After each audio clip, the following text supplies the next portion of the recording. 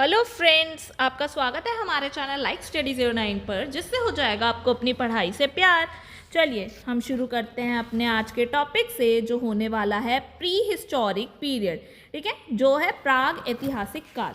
अगर आपने इससे पहले की जो वीडियोस हैं जो basically periodisation of Indian history पर है, अगर आपने वो नहीं देखी है तो प्लीज़ एक बार जाके आप जो है उसे देख लीजिए, ताकि आपको जो है अपना कॉन्सेप्ट क्लियरिटी जो है ना वो अच्छे से हो पाए कि भाई जो इंडियन हिस्ट्री है उनको किन बेसिस पर बेसिकली जो है डिवाइड किया गया है, पर्टिकुलर जो टाइम पीरियड्स की हम बात करने वाले हैं। ठीक है, जिसमें अब हम बात करें तो हमने मोटे मोटे तौर पे जो रिमेन्स के बेसिस पे बेसिकली जो है भारतीय इतिहास का काल विभाजन किया था वो 3 हिस्सों में किया था, जिसमें पहला था यही प्री हिस्टोरिक पीरियड, दूसरा था प्रोटो हिस्ट्री और तीसरा था हिस्टोरिकल पीरियड। और हिस्टोरिकल पीरियड के भी 3 मोटे मोटे पार्ट्स थे जो बेसिकली आपको अच्छे से पता है, ancient period, medieval period, modern period. ठीक है, तो इनसे पहले हमने बात की, सबसे पहले अब हम बात करने वाले हैं प्री हिस्ट्री की। ठीक है, तो प्री हिस्ट्री जो है इसमें भी जो आज का हमारा पर्टिकुलर टॉपिक होने वाला है वो पैलेलिथिक एज है। तो अब हम पैलेलिथिक एज पर आए तो इससे पहले हम जान लेते हैं ये जो प्री हिस्ट्री है ये किन बेसिस पे डिवाइड हुई थी। ठीक है, हमने इसे प्री हिस्ट्री ही क्यों बोला, ये प्रोटो हिस्ट्री या हिस्टोरिकल पीरियड से कैसे डिफरेंट है। ठीक है, तो ये जो थी हमने पहले ही बात की थी, एक ऐसा काल था जो मानव सभ्यता के बारे में कोई भी लिखित दस्तावेज नहीं देता है। ठीक है, तो हमारे पास अब इस पीरियड के बारे में जानने के लिए कोई भी रिटन एविडेंस तो नहीं है ना। तो अब हमें पता कैसे लगे कि भाई प्री हिस्टोरिक पीरियड में क्या होता था क्या नहीं होता था, तो उसकी एग्जैक्ट हिस्ट्री हमें कैसे पता लगेगी, वो हमें पता लगेगी किसके अध्ययन से, सिर्फ और सिर्फ आर्कियोलॉजिकल सोर्सेस, पुरातात्विक साक्ष्यों के अध्ययन से। अब आर्कियोलॉजिकल सोर्सेस भाई कौन से हो सकते हैं, तो ऐसे रिमेन्स हो सकते हैं जो बेसिकली टूल हो, यूटेंसिल्स बर्तन हो, हथियार हो, वेपन्स, जो हड्डियां हैं, बोन हैं, गुफाएं हैं, केव हैं। तो ये कुछ सोर्सेज हो सकते हैं जिनके बेसिस पे हम प्री हिस्ट्री को जो है कंस्ट्रक्ट कर सकते हैं, उसके बारे में जान सकते हैं। ठीक है, इसे भी हमने बेसिकली जो मोटे मोटे तौर पे 4 भाग में देखा था, palaeolithic period, Mesolithic period, Neolithic period और चाल्कोलिथिक पीरियड। अब हम बात करें पैलेलिथिक पीरियड की, तो उससे पहले हम अब बात कर लेते हैं ये जो प्री हिस्टोरिक पीरियड है हम जिसकी बात कर रहे हैं, इसका भी अपना एक इतिहास है। अब इसका इतिहास है क्या, मतलब इतिहास से मतलब कि ये जो प्री हिस्ट्री टर्म है ये भी कहीं ना कहीं किसी ने दिया होगा और इन्हें भी कोई ना कोई ऐसा सोर्स मिला होगा उस पर्सन को जिसके बेसिस पे इस पीरियड की हिस्ट्री जो है शुरू होती है। तो उसके बारे में जो है इन सवालों के आंसर्स हम अब ढूंढेंगे। तो अब हम इसके भी हिस्ट्री की बात करेंगे। तो भारत में प्री हिस्ट्री या प्राग इतिहास का जनक, फादर किसे कहा जाता है, तो रॉबर्ट ब्रूस फ्रूट को। ठीक है, अब हम बात करें कि ये भाई रॉबर्ट ब्रूस फ्रूट है, ठीक है, ये फादर है, जनक है, पर ये था कौन, तो ये father of Indian pre history, ये तो क्लियर हो गया। और कौन था, ये जियोलॉजिकल सर्वे ऑफ इंडिया जो है उसका हिस्सा था। ठीक है, और ये साथ में क्या है, भूगर्भ वैज्ञानिक भी था और पुरातात्विक भी था। ठीक है, अब ये तो हमने जान लिया रॉबर्ट ब्रूस फ्रूट के बारे में, बट अब पॉइंट क्या है, ये क्यों भाई इसे जो है father of Indian pre history कहा जाता है, तो कुछ ना कुछ उसने ढूंढा होगा, है ना। तो सबसे पहले 13 मई 1863 में तमिलनाडु, जो बेसिकली उस समय मद्रास बोला गया, उसके पल्लवरम में जो है पहला रॉक टूल जो है वहाँ पे पाया गया। ठीक है, अब जो ये रॉक टूल पाया गया तो ये स्पेसिफिकली कौन सा था, तो ये हैंडेक्स कल्चर का था, जो ये हथौड़ी टाइप होती है ना हाथ की, हाथ से वो हाथ की कुल्हाड़ी टाइप, वो हैंडेक्स कल्चर से मिला था। ठीक है, अब ये मिला जनवरी 1864 में, फिर से जो है पल्लवरम में कई सारे और भी उपकरण मिले जो बेसिकली इसी कल्चर के थे, या हस्त कुठार संस्कृति कह लो या हैंडेक्स कल्चर कह लो, इसी के और भी ज़्यादा जो है उसे साक्ष्य मिले। इसीलिए उसने क्या किया, उसका नाम जो है मद्रास संस्कृति, बेसिकली मद्रास उद्योग या मद्रास कल्चर भी रख दिया। तो हमें हैंडेक्स कल्चर बोले या मद्रास कल्चर, बात एक ही है। और उन्होंने जो है फर्स्ट टाइम इस कल्चर को फाइंड आउट किया और जो है पहले पाषाण औजार जो हैं वो ढूंढ निकाले, इसीलिए इन्हें जो है फादर ऑफ इंडिया, वो जो है इंडियन प्री हिस्ट्री कहा जाता है। ठीक है, अब पॉइंट उठता है ये जो कल्चर के इन्हें टूल्स मिले वो है कहाँ, तो ये जो है अब वियना के एक अंतर्राष्ट्रीय प्रदर्शनी में रखे हुए हैं। ठीक है, अब हम बात करें कि वहीं जो ये रॉबर्ट ब्रूसफ्रूट थे उसके खोज से 2 साल पहले ही आर्कियोलॉजिकल सर्वे ऑफ इंडिया का जो 1861 में स्थापना हो चुकी थी। ठीक है, जहाँ बेसिकली इन सब का देख रेख करने का काम जो होता है, ये आर्कियोलॉजिकल सोर्सेज जो हमें मिलते हैं एक्चुअल में उनके देख रेख का और भी बहुत सारे काम होते हैं, तो वो सब कौन करता है, वो कौन सी संस्था है, तो आर्कियोलॉजिकल सर्वे ऑफ इंडिया, जो बेसिकली इनके सर्च करने से पहले ही 2 साल पहले इसकी स्थापना हो गई थी। पर उसके फादर जो थे वो अलेक्जेंडर कनिंघम थे, जिसका एक्चुअल में मुख्यालय जो है आज के वर्तमान में दिल्ली में है। और जब बाद में ये एक स्थायी संस्था बन गई थी 1906 में, तो तब जो है भारत में वायसराय कौन थे, तो वो वायसराय थे लॉर्ड कैनिंग। ठीक है, अब हम बात करें कि भाई हमने आर्कियोलॉजिकल सर्वे ऑफ इंडिया की बात की, तो साथ ही साथ हम ये भी जान लेते हैं कि भाई उसका काम क्या क्या था, क्यों इम्पॉर्टेंट है, जो हम स्पेसिफिकली जो है इसके बारे में भी बात कर रहे हैं। तो भाई हम बात करते हैं राष्ट्रीय महत्व के प्रतीक स्मारक जो थे या पुरातात्विक स्थल, ये सब के जो अवशेष हैं उनका देख रेख करना वो आर्कियोलॉजिकल सर्वे ऑफ इंडिया का काम है, जो मैंने अभी आपको बताया। अब पुरातात्विक धरोहरों के महत्व के बारे में भी जन जागरूकता फैलाना भी आर्कियोलॉजिकल सर्वे ऑफ इंडिया का काम है। ठीक है, कि भाई वो सिर्फ इनकी रक्षा ना करे, इम्पोर्टेंस भी समझाए कि भाई क्यों इम्पोर्टेंट है ये हमारे लिए, और यहाँ तक कि जो इन स्थलों से जो खुदाई करना और उसके बारे में जानकारी इकट्ठी करना, जो सोर्सेस कलेक्ट करना, वो सारे काम भी आर्कियोलॉजिकल सर्वे ऑफ इंडिया के तहत आते हैं। तो अब हम बात करें वर्तमान में यही आर्कियोलॉजिकल सर्वे ऑफ इंडिया ये किस मिनिस्ट्री के अंदर आती है, वो किसके अधीन काम करती है, तो वो आती है मिनिस्ट्री ऑफ कल्चर, संस्कृति मंत्रालय। ठीक है, अब हम बात करते हैं अपने वही मेन टॉपिक पे जो हम पढ़ने के लिए बेसिकली आए हैं। यहाँ तो हमने बस एक बेसिक हिस्ट्री जानी, भाई प्री हिस्ट्री जो है ये इसके फादर कौन थे या कैसे वो आई। अब हम मेन अपने टॉपिक पे आते हैं, भारतीय युगों का वर्गीकरण। ठीक है, क्लासिफिकेशन जो है इंडियन स्टोन एज का। ठीक है, तो एक पुरातात्विक थे डैनिश आर्कियोलॉजिस्ट, कौन थे, क्रिश्चियन टॉमस। ठीक है, इन्होंने जो है कोपरहेगल संग्रहालय जो है उसमें जो कुछ वस्तुएं मिलती हैं, जो हमें आर्टिफैक्ट्स वगैरह मिलते हैं, जो हथियारों की तकनीक के आधार पे बेसिकली वहाँ सामान है। अब उस सामान में भी कोई वो इकट्ठा किया है, तो कोई ना कोई टेक्नोलॉजी जो थी, उनकी जो टेक्निक्स थी बनाने की, उसके बेसिस पे ही रखी हैं। तो उसमें किस तरीके से एक चेंज आ रहा है, डेवलपमेंट आ रहा है, उसको देखते हुए उन्होंने जो है प्री हिस्ट्री को 3 हिस्सों में बांटा। ठीक है, यहाँ मैं अभी सीधा पैलेलिथिक की बात नहीं कर रही हूँ, मैं बता रही हूँ कि जो डैनिश आर्कियोलॉजिस्ट थे ये क्रिश्चियन टॉमसन, इन्होंने कैसे जो है प्री हिस्टोरिक पीरियड को बांटा था। तो इन्होंने 3 हिस्सों में बांटा, जिसमें आ जाता है पहला rock age, bronze age, iron age. Basically जो भी उन्हें हथियार मिले वो किस मेटल से बने हैं, किस चीज़ से बने हैं, उसके बेसिस पे उन्होंने कर दिया। जहाँ रॉक एज और ब्रॉन्ज एज के बीच में ही एक कॉपर एज आ जाता है। ठीक है, तो ये जो इन्होंने डिवीजन किया, इसके अकॉर्डिंगली तो भाई जो ये ब्रॉन्ज एज है और आयरन एज है, इसमें जो भी बेसिकली पीरियड आ रहे हैं वो एक्चुअल में जो हमने पिछली क्लास में जो पढ़ा था वो प्रोटो हिस्टोरिक पीरियड का भाग था। बट इनके अकॉर्डिंगली ये जो क्रिश्चियन टॉमसन है, इनके अकॉर्डिंगली ये प्री हिस्टोरिक पीरियड का हिस्सा है। तो चलिए अब हम बात करते हैं पर्टिकुलरली रॉक एज में। तो रॉक एज में कौन कौन सा टाइम पीरियड कवर हो रहा है, पैलेलिथिक, मीसोलिथिक, नियोलिथिक। अब जो ये कॉपर एज बीच में आ रहा है, इसमें ही चाल्कोलिथिक एज आ गया, ठीक है। ब्रॉन्ज एज में कौन सा आ रहा है, इंडस वैली सिविलाइजेशन का टाइम पीरियड आ रहा है।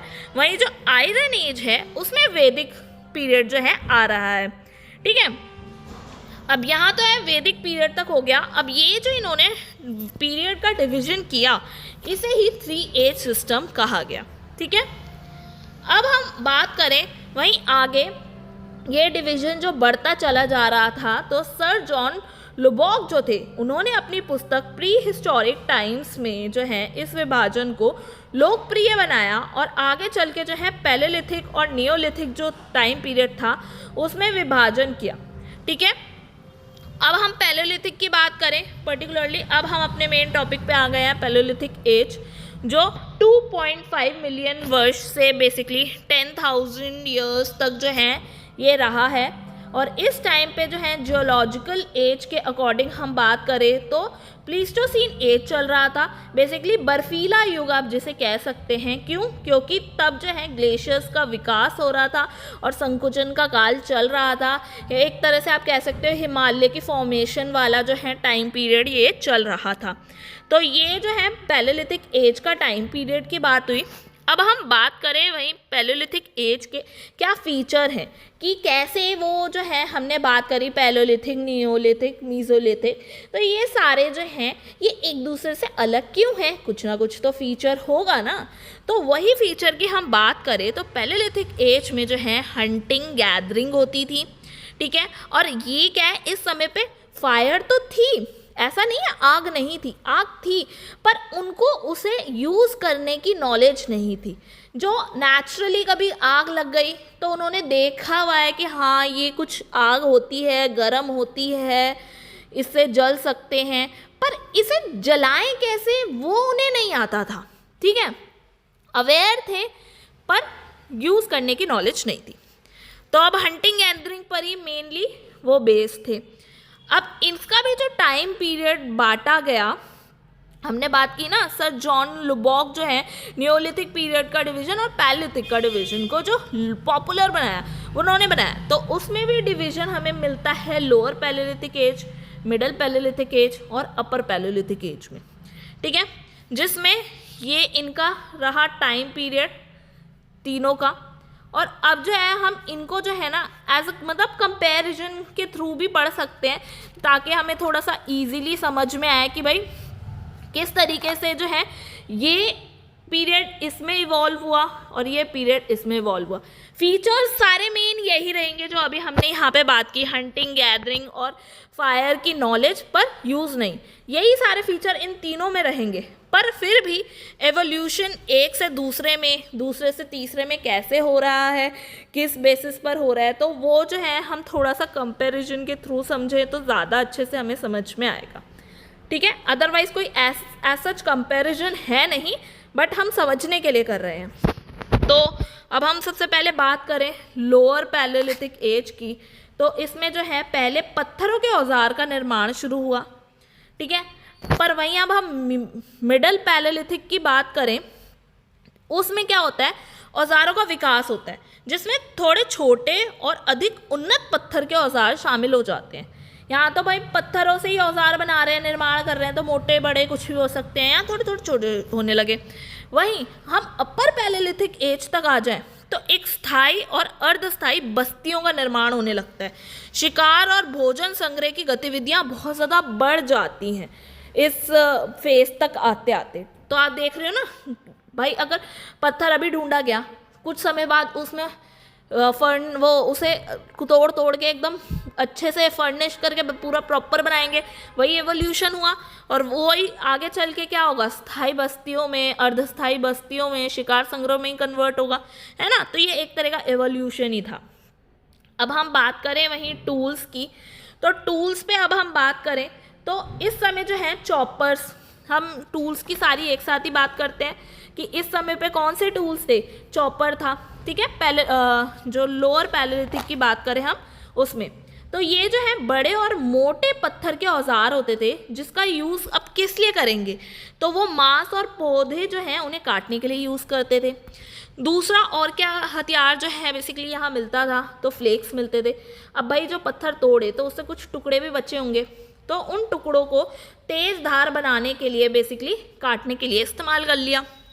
ठीक है, और कौन से औजार थे, तो हैंड एक्स, जो हाथ के कुल्हाड़ी, हस्त कुठार जो है, जिसका कल्चर जो है पाया गया था, आगे ढूंढा गया था, जो हमने रॉबर्ट ब्रस फ्रूट की बात की थी, तो उसी तरह हैंड एक्स मिलती है। अब इसका क्या यूज़ होता है, तो ये बहुत ज़्यादा चीज़ों में यूज़ हो सकता है। बहुउपयोगी औजार था जिसका उपयोग जो है काटने, छीलने, खुरचने के लिए, बेसिकली मांस को, पौधों को, तो उसके लिए जो है ये काम आता था। ठीक है, तो ये रहे टूल्स कौन से, लोअर पैलेलिथिक के, चॉपर, फ्लेक्स और हैंड एक्स। अब हम बात करें वहीं, ये देख रहे हैं ना हम किस पर हैं, अब मिडल पैलेलिथिक एज के टूल्स की बात करते हैं।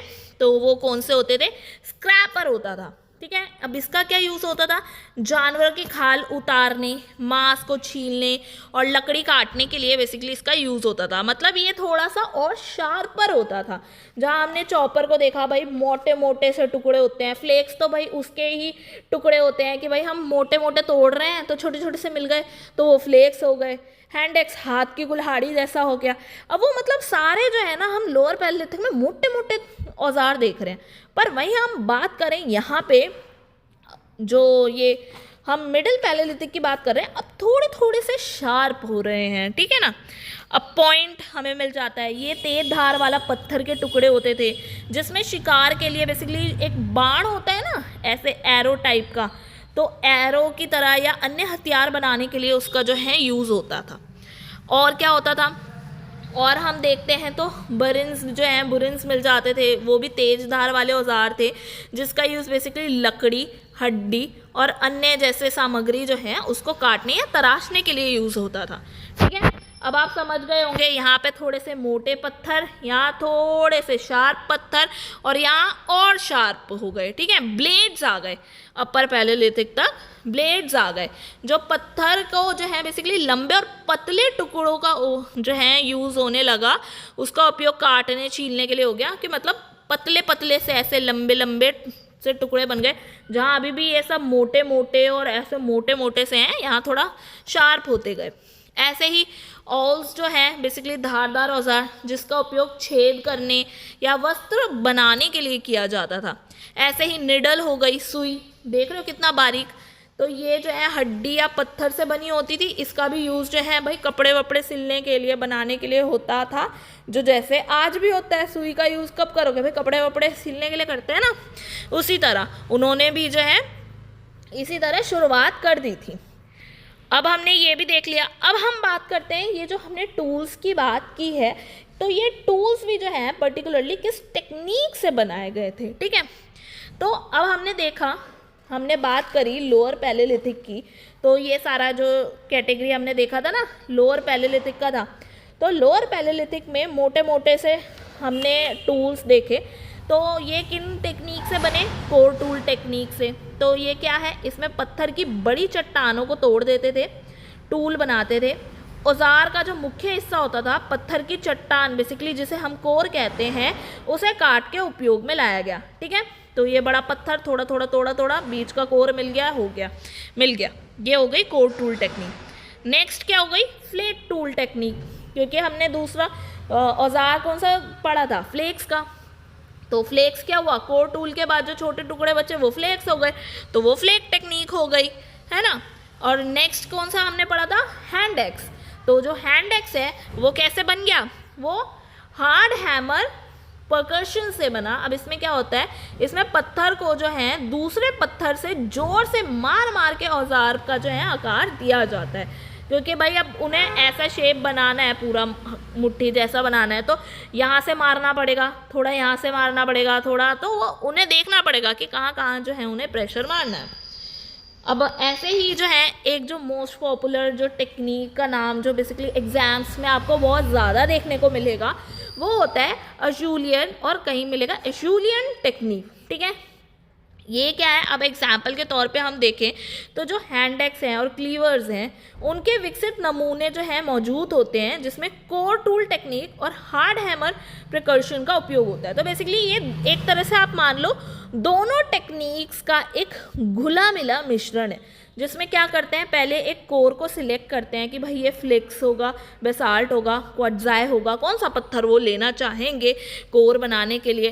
फिर वो क्या करेंगे, शेप करेंगे, बेसिक फॉर्म देंगे। अब शेप कैसे देंगे, तो शेप के लिए तो हमने देखा हार्ड हैमर प्रिकर्शन का यूज़ करते हैं, ठीक है। फिर जो है बाइफिकल फ्लेकिंग होगी, द्विपक्षीय पत्थरों के दोनों ओर से काट छांट की जाएगी, ठीक है, ताकि धार बन सके। तो एक इधर धार बने, एक इधर धार बने, तो दोनों साइड धार बन पाए।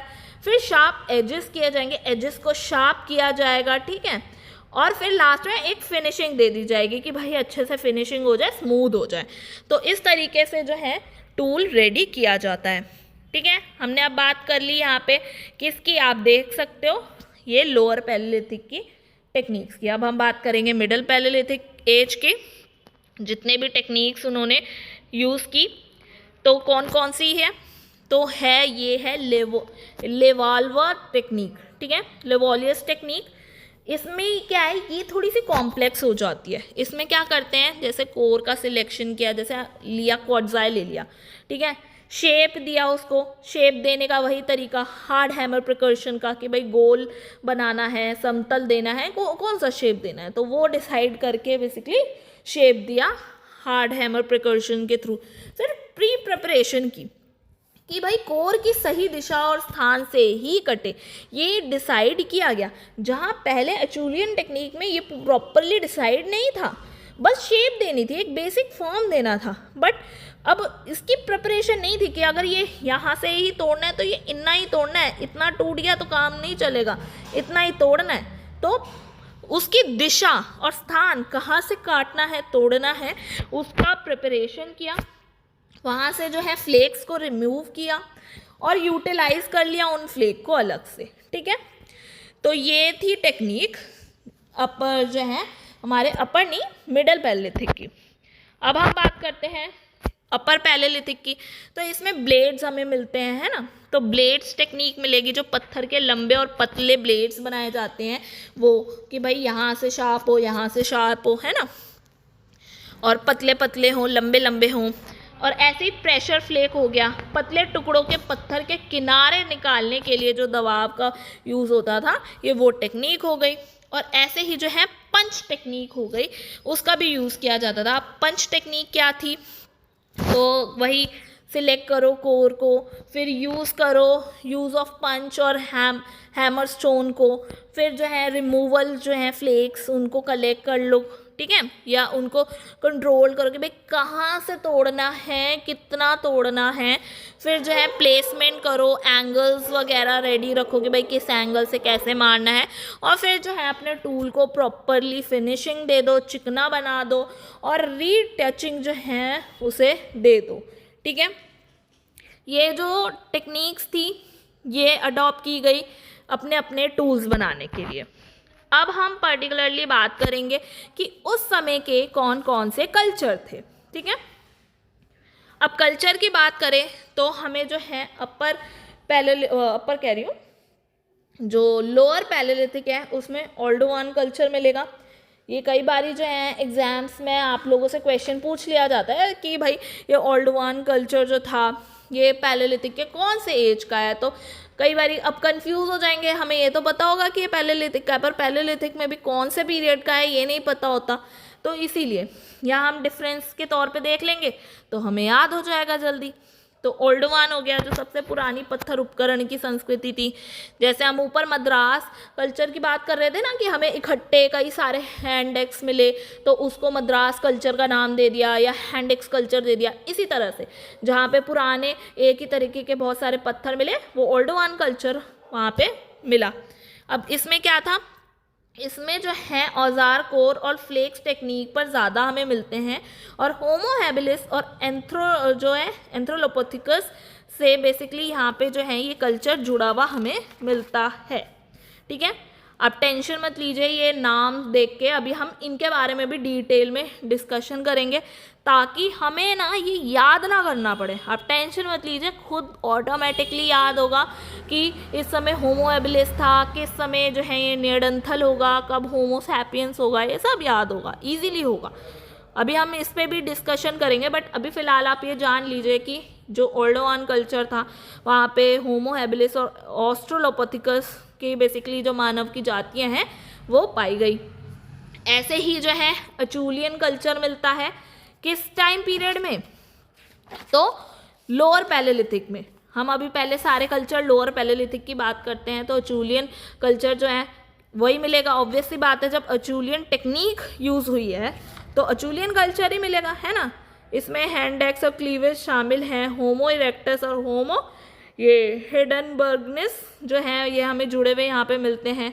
ऐसे ही जो है सोन संस्कृति मिलेगी जो उत्तर भारत, हिमालय की तलहटी और पंजाब के क्षेत्र तक बेसिकली ये खोजी गई। ऐसे ही जो है भाई ये मद्रासियन कल्चर मिलेगा जो अभी हमने सबसे ऊपर क्लास लेक्चर शुरू करते समय हमने बात की थी, तमिलनाडु के अटिरमपक्कम क्षेत्र में, विशेषकर जो दक्षिण भारत का हिस्सा है वहाँ पर, ठीक है। अब वही हम अब बात करें अपने मिडल पैलेलिथिक एज की, तो इस समय जो है मॉस्ट्रियन संस्कृति जो है हमें यहाँ मिलती है, जिसमें औजारों के लिए जो है लेवोलियस टेक्निक का यूज़ होता है, जो हम अभी ऊपर पढ़ चुके हैं, ठीक है। तो लेवोलियस टेक्निक अगर हमें मिडल पैलेलिथिक एज में मिली है तो ऑब्वियस सी बात है ये कल्चर भी हमें यहीं मिलेगा ना, यही टेक्निक मिलेगी ना। तो होमो नियर्डेंथल और होमो सैपियंस से ये जो है कल्चर जुड़ा हुआ है। ऐसे ही लेवोलियस कल्चर जो मैंने अभी बताया यही सब जो है यहाँ पे मिलता है। आगे हम बात करें अपर पैलेलिथिक की, तो इसमें जो है ऑरिगनेशियन कल्चर जो है हमें देखने को मिलता है, जिसमें पत्थर के साथ साथ जो है हड्डी, सींग, हाथी दांत, इन सब के औजार और शिल्प कला व जो है गुफा चित्र, ये सब जो है उभरे हुए मिलते हैं और होमो सैपियंस से ये काल जुड़ा हुआ है, ठीक है। आगे और कल्चर की बात करें तो ग्रोवेटियन कल्चर जो है यहाँ मिलता है, जिसमें पतले और लंबे ब्लेड्स वाली जो है गुफा चित्र के जो हैं प्रमाण मिलते हैं और यहाँ होमो सैपियंस ज़्यादा मिलेंगे। और कौन सा कल्चर मिलता है, तो जो मैग्डालेनियन कल्चर जो है वो यहाँ पे आपको मिलेगा, जो कि हड्डी और पत्थर के जो जटिल कॉम्प्लेक्स टूल्स हैं वो यहाँ पे देखने को मिलेंगे, ठीक है। अब हम बात करें पर्टिकुलरली कौन कौन से मानव अवशेष जो हैं इन कालों में मिलते हैं, ठीक है। जो अभी हम ये होमो हैबिलिस, होमो इरेक्टस, इन सब की बात कर रहे हैं, तो अभी आप देखते चलिए कौन कौन सा है, फिर अब हम बात करेंगे डिटेल में, जिससे हमें अच्छे से याद हो जाए कि भाई लोअर पैलेलिथिक में कौन से ह्यूमन मिलते हैं, मिडल में कौन से और अपर में कौन से। तो हमने यहाँ देख लिया लोअर में होमो हैबिलिस मिलता है, ठीक है, और कौन सा मिलता है, होमो इरेक्टस मिलता है, ठीक है। यहाँ मिडल में कौन सा मिलेगा, नियर्डेंथल मिलेगा। वहीं अपर में कौन सा मिलता है, होमो सैपियंस, ठीक है। अब हम देखते हैं ये मानव के विकास की कहानी है क्या, ठीक है।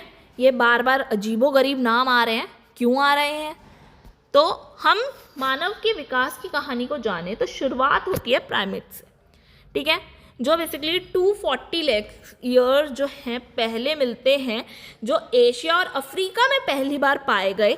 ये एक स्तनपायी प्राणी होते हैं, ठीक है, जिनके अधिक बड़े समूह का जो एक समूह है, ये बेसिकली किसका, ये वानरों, लंगूर और या कह लीजिए मानव। कहते हैं ना हम कई बारी कि हम तो भाई लंगूर थे, जो मानव जाति है ये बंदरों से ही तो आई है, तो डायरेक्ट इनडायरेक्टली यहीं से इवॉल्व हुआ है। बट हम पर्टिकुलरली ये नहीं कह सकते कि भाई बंदर की ही प्रजाति है, ऐसा 100% नहीं बोल सकते, बट हाँ ठीक है, कुछ हद तक ये उसी तरह की जो है एक उप समूह जाति थी, ठीक है। स्तनपायी प्राणी होते थे प्राइमेट्स, तो उसके बाद जो प्राइमेट्स थे इन्हें ही जो है ऑस्ट्रोपोडे एपे भी बोलते थे। फिर इसके बाद जो इवॉल्व किए ना, एक समय के अनुसार जो है, एक समय बाद चेंजेस तो आते ही हैं ना, तो ये जो एप थे ये होमिनिड्स में कन्वर्ट हो गए। तो ये जावा, चाइना, यूरोप, अफ्रीका, इन सब एरियाज़ में मिले सबसे पहले इनके एविडेंसेस। ये जो हैं ये बंदरों से भिन्न होते थे थोड़े, इसीलिए मैं कह रही हूँ डायरेक्टली हम बंदर की प्रजाति से नहीं आए हैं, थोड़ा सा डिफरेंस था। क्यों? इनके शरीर पे जो है बंदरों से भी बेसिकली इनका शरीर जो है बड़ा होता था और इनकी जो है पूंछ नहीं होती थी। जैसे हम लोगों की पूंछ नहीं है वैसे ही उनकी ये जो होमिनॉइड्स थे इनकी भी नहीं थी। ठीक है, अब होमिनॉइड्स आ गया। तो ये होमिनाइड्स थे, ये 56 लाख ईयर्स पहले जो है अफ्रीका में पाए गए। तो अब यहाँ पे आप देखोगे तो ये तो दोनों सेम लग रहे हैं, बट सेम नहीं है, सिर्फ ओ और ए का अंतर है। तो बहुत ध्यान रखिए। अब जब इनका एवोल्यूशन होता है तो क्या डिफरेंस आता है कि जो इनका मस्तिष्क था, दिमाग है, ब्रेन कह लीजिए, वो बड़ा था।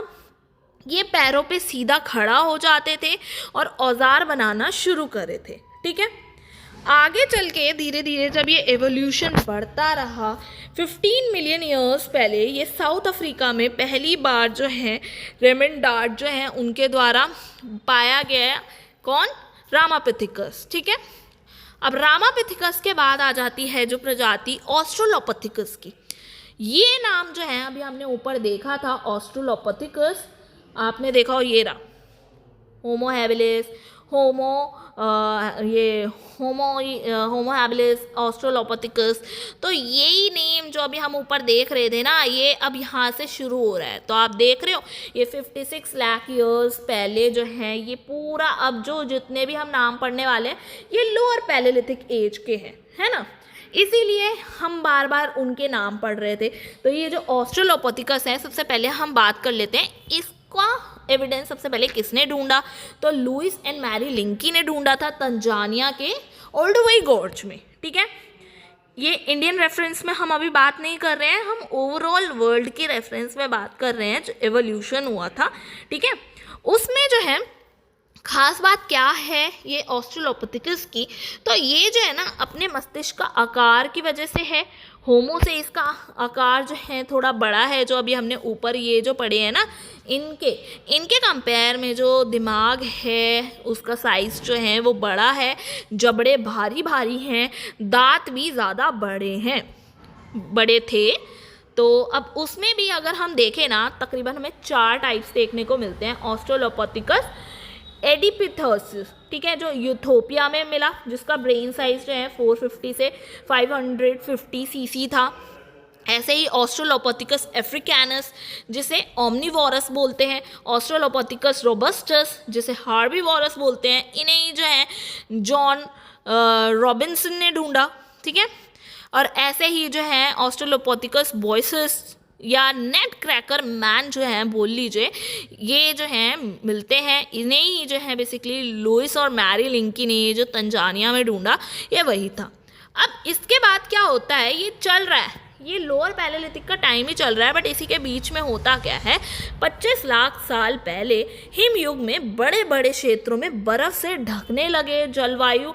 अब धीरे धीरे जो है परिवर्तित होने लगी, क्लाइमेट चेंज होने लगा, जिसकी वजह से धीरे धीरे जो है ऑस्ट्रोलोपिथिकस जो है ना वो लुप्त होने लगे। अब देखिए ये क्लाइमेटिकल चेंज क्यों आया, ये तो आप पर्टिकुलरली ज्योग्राफी के अगर स्टूडेंट्स हैं या ज्योग्राफी पढ़ते हैं तो आपको धीरे धीरे पता लगेगा कि भाई किस तरीके से जो है हिमालय की फॉर्मेशन होती है, क्यों होती है। तो प्लेट टेक्टोनिक थ्योरी होती है, उसके थ्रू जो है हमें ये पता लगा कि जो कुछ क्षेत्र हैं, मतलब कुछ प्लेट्स होती हैं, वो प्लेट जब फ्लोट करते हुए आई टक्कर करी तो हिमालय का फॉर्मेशन हो गया, बेसिकली पर्वतों का फॉर्मेशन हो गया, रिजेस बन जाती हैं। तो ऐसे जो है फॉर्मेशन होता है और धीरे धीरे ये जो डिफरेंस आ रहा है, क्लाइमेट चेंज हो रहा है, वो बर्फ़ से गर्मी होना या बर्फ़ पड़ना, ये सब जो चेंजेस आ रहे हैं धीरे धीरे, उनकी वजह से ऑब्वियस सी बात है जब ऐसे मौसम में ड्रास्टिक चेंज आएगा तो वहाँ की जो प्रजातियाँ हैं उनमें भी चेंजेस आएगा ही, है ना, क्योंकि वो उस इन्वायरमेंट में रहने की आदि थी, बट एकदम से चेंज होगा तो वो लुप्ती होंगी ना और नई प्रजाति आएगी। तो यही चीज़ ऑस्ट्रोलोपिथिकस जो है लुप्त होने लगे और उसके बाद शुरू होता है होमो की सीरीज, जिसे हम बेसिकली ह्यूमन कहते हैं। होमो हैबिलिस, जो अभी हमने ऊपर अभी मैंने आपको दिखाया था, हमने होमो हैबिलिस की भी बात की थी इधर, ये देखिए होमो हैबिलिस, ठीक है। और इधर भी हमने बात की थी, ये रहा लोअर पैलेलिथिक में होमो हैबिलिस, है ना, हमने बात अभी की थी। और यही हमें दिख रहा है लोअर पैलेलिथिक एज में ऑस्ट्रेलोपिथेकस मिलता है, और कौन मिलता है, होमो हैबिलिस मिलता है, यहाँ तक, ठीक है, होमो हैबिलिस मिलता है। तो अब ये होमो हैबिलिस की खास बात क्या थी, ये पहले तो भाई देखो केनिया इथियोपिया में मिला, इसका ब्रेन साइज जो है ऑब्वियस सी बात है ऑस्ट्रेलोपिथेकस से भी ज़्यादा था, 800 cc। अब ये जो है क्या खास बात थी, ऑस्ट्रेलोपिथेकस के कंपेयर में जो ये होमो है हैबिलिस, उसका ब्रेन साइज जो है ज़्यादा है, जो अभी हमने बात कर ली है, जबड़े बाहर की तरफ हैं, दांत छोटे हैं, ठीक है। पहले जो ऑस्ट्रेलोपिथेकस के थे वो दांत काफ़ी ज़्यादा बड़े थे, इसके दांत छोटे हैं और बुद्धिमत्ता भी ज़्यादा है, ठीक है।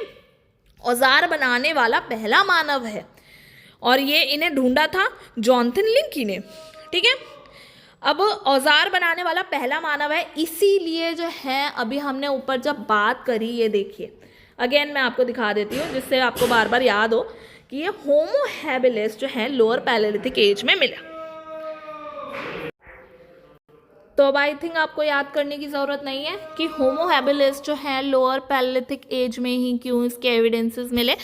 तो अब आप इस एवोल्यूशन से समझ चुके हो कि ये जो है, जहाँ भी हमें अगर कभी पूछे तो ऑस्ट्रेलोपिथेकस और जो होमो हैबिलिस है वो मैक्सिमम चांसेस में जो है, चाहे वो इंडिया हो चाहे वो वर्ल्ड कॉन्टेक्स्ट में हो, वो लोअर पैलेलिथिक एज में उसके रेफरेंसेस जो हैं हमें मिलने वाले हैं।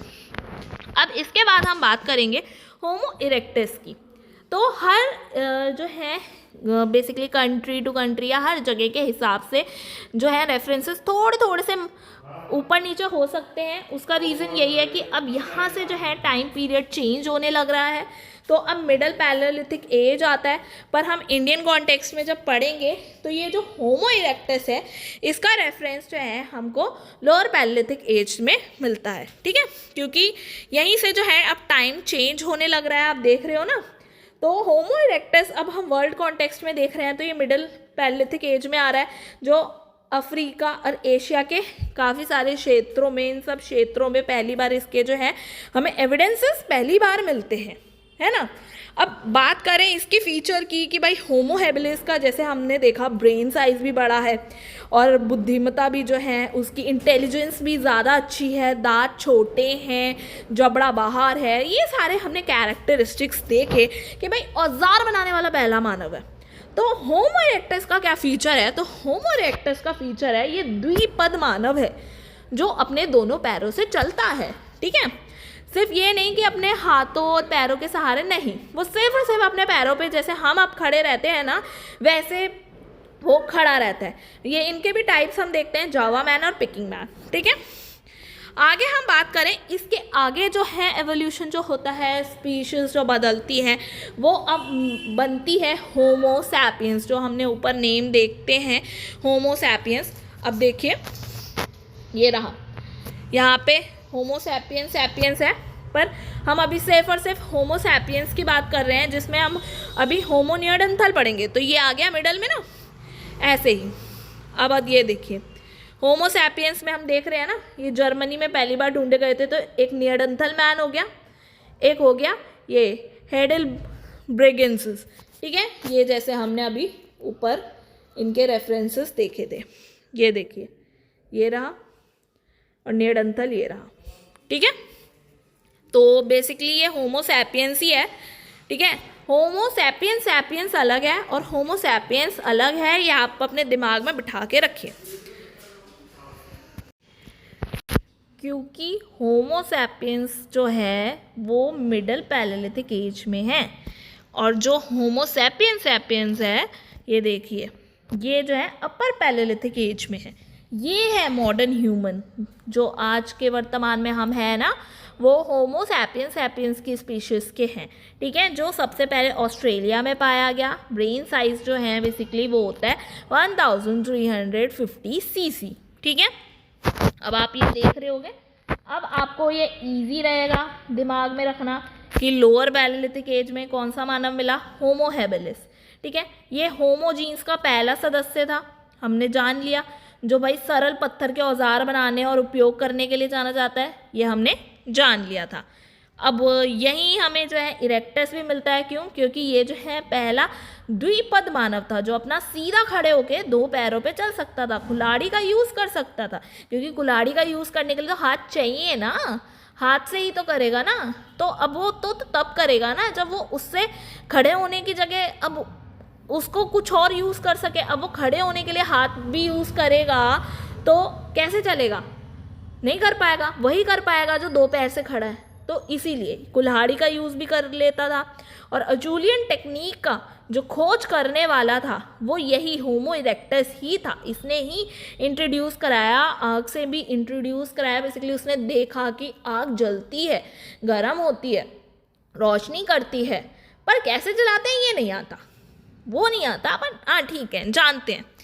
अब वहीं अब बात करें जो है मिडिल पैलेलिथिक में होमो निअर्डंथल की बात की थी हमने अभी।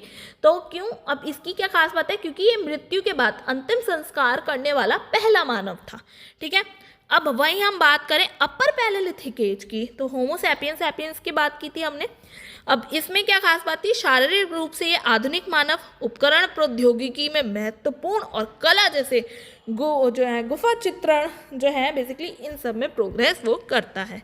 ठीक है, तो यही जो है अब इजीली आपको याद भी हो गया होगा, समझ में आ गया होगा। अब हम बात करते हैं, ये तो हम उसे और बेटर समझने के लिए हमने जो है ह्यूमन एवोल्यूशन भी साथ में कर लिया। बट अब हम बात करते हैं कि ऐसी कौन कौन सी साइट्स जो हैं हमें मिलती हैं। तो हम जो है जितनी भी इम्पोर्टेंट साइट्स हैं उनकी बात करते हैं, क्योंकि ऐसे तो हज़ारों साइट्स हमें मिल जाएंगी। ठीक है, तो हर एक के बारे में तो हम नहीं जान पाएंगे ना। तो इसलिए बोरी जो है, बोर जिसे बोरीवली भी कहा जाता है, वो महाराष्ट्र में पड़ता है। ठीक है, वो जो है अर्लीस्ट लोअर पैलेलिथिक साइट जो है मानी जाती है, जो तकरीबन 14 लाख साल पहले जो है मिली थी। ठीक है, ऐसे ही हथनौरा जो है वो प्री हिस्ट्री में होमो इरेक्टस वर्ग की खोपड़ी की खोज के लिए जाना जाता है।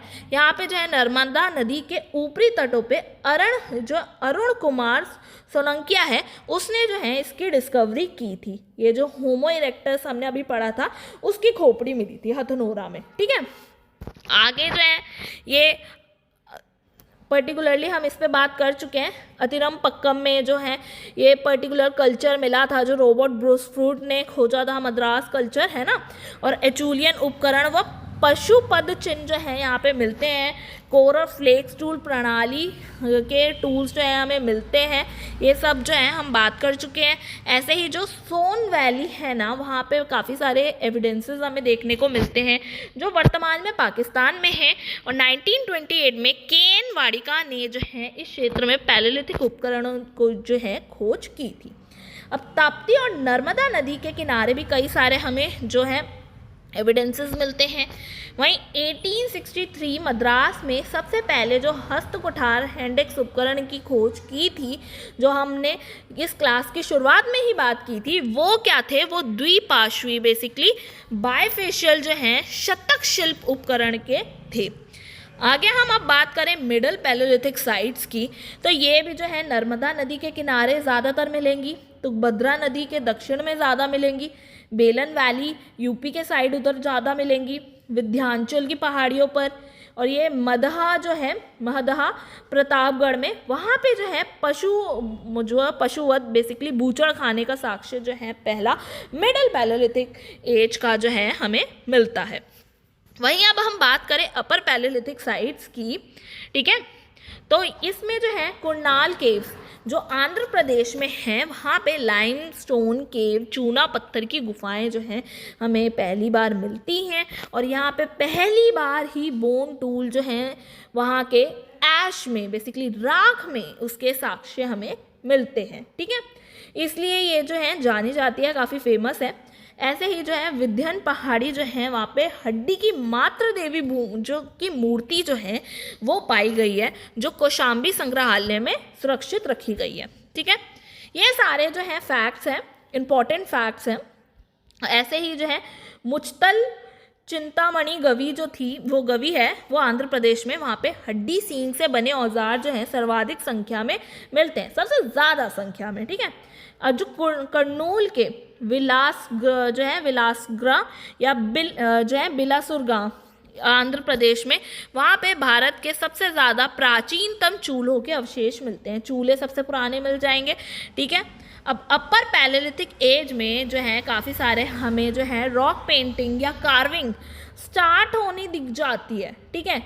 हमें मेसोलिथिक एज जो हम नेक्स्ट में पढ़ने वाले हैं उसमें प्रॉपर हम डिटेल में पढ़ेंगे, क्योंकि रॉक पेंटिंग बहुत ज़्यादा होती थी, केव्स में बहुत ज़्यादा मिलती थी, बट यहाँ से शुरुआत हो जाती है, हमें अपर पैलेलिथिक एज से ही जो है स्टार्टिंग मिल जाती है, जिसके हमें एविडेंस जो है मेनली भीमबेटका, जिसमें हमें अपर पैलेलिथिक यहाँ तक कि मीज़ोलिथिक के सबके जो हैं एविडेंसेस जो हैं मिलते हैं, जिसमें ज़्यादातर जो है बाइसन, एलिफेंट, टाइगर, राइनस, बॉर्स, ये सब जो है इनके जो पेंटिंग्स हैं वो हमें मिलती है, ठीक है। अब हम कुछ और अदर साइट्स की बात करें, पर्टिकुलरली लोअर, मिडल और अपर पैलेलिथिक के साइट्स में या टाइम पीरियड में ना बांधते हुए हम बात करें तो कई सारी साइट्स मिलती हैं, जैसे मिर्ज़ापुर यूपी में जो है वहाँ पे हमें उपकरण मिलते हैं, वहाँ सिर्फ और सिर्फ हमें लोअर पैलेलिथिक के ही नहीं, मिडल पैलेलिथिक, अपर पैलेलिथिक, तीनों के जो है एविडेंसेस हमें मिलते हैं, तीनों कालों के मिलते हैं।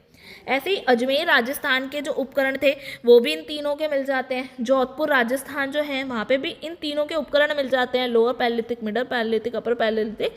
तो बेसिकली मान लो पूरा पैलेलिथिक और यहाँ तक कि मीज़ोलिथिक काल के भी मिल जाते हैं, जो हम अपनी नेक्स्ट क्लास में पढ़ेंगे। ऐसे ही हम बात करें गुजरात में, तो जूनागढ़ जो है वहाँ पे लोअर पैलेलिथिक का, ये जेतपुर और भागलपुर उसमें जो है मिडल पैलेलिथिक का, और ये जो साबरमती है उसमें अपर पैलेलिथिक के एविडेंसेस मिलते हैं। ऐसे ही हम बात करें मध्य प्रदेश के जो है मिनारवाला कुंड में, उसमें 700 से ज़्यादा जो है आर्टिफैक्ट्स मिलते हैं, जो किसके हैं, लेट अचूलियन इंडस्ट्रीज़ के हैं, जो ये टेक्निक्स हमने पढ़ी थी ऊपर वही, तो वहाँ की लेट अचूलियन इंडस्ट्रीज़ के मिलते हैं। बागोर की बात करें जो मध्य प्रदेश में है, वहाँ पे अपर पैलेलिथिक की पहली साइट्स जो है फाइंड आउट हुई थी, और पहली अपर पैलेलिथिक श्राइन जो है बेसिकली वो भी इंडिया की वहीं पर मिलती है, बागोर में, ठीक है। ऐसे ही येदियापुर जो है कर्नाटक में, वहाँ पे पहली अचूलियन लेवल जो है पाया गया, और ये अतिरामपक्कम जो है तमिलनाडु में, वहाँ पे 3 फॉसिल टीथ जो हैं मिलते हैं, दांत जिसे हम कहें, जो लोअर पैलेलिथिक और मिडल पैलेलिथिक काल के माने जाते हैं। ऐसे ही हम बात करें कि बदकपुर हिल्स जो हैं बिहार में, वहाँ पे पहले रिमेन्स या साक्ष्य जो हैं मिलते हैं प्राइमरी फैक्ट्री साइट्स की, पैलेलिथिक की और हैबिटेशंस की। बेसिकली यहाँ पे जो है झोपड़ियों के साक्ष्य मिल गए, एक तरह से रहने का हिसाब किताब मिल गया पहली बार, ठीक है, रहने का हिसाब किताब मिल गया और फैक्ट्रीज भी मिल गई, ठीक है। तो इसकी खोज किसने की, ये जो झोपड़ियाँ थी या रहने का जो साक्ष्य था हमें मिला, ये विदुला जायसवाल ने पहली बार जो है 1947 में, जब बेसिकली हम इंडिया जो है आज़ाद हुआ था उस समय पे जो है ये डिस्कवरी कर दी थी। ऐसे ही हम बात करें हुसगी कर्नाटक की, वहाँ पे लाइमस्टोन टूल्स जो हैं पाए जाते हैं। तो ये सब जो थे काफ़ी सारे साइट्स, हमने इम्पॉर्टेंट साइट्स की बात की, और पैलेलिथिक एज के जितने भी फीचर्स थे उसके पर्टिकुलरली डिवीजन के साथ हमने कवर कर लिए हैं।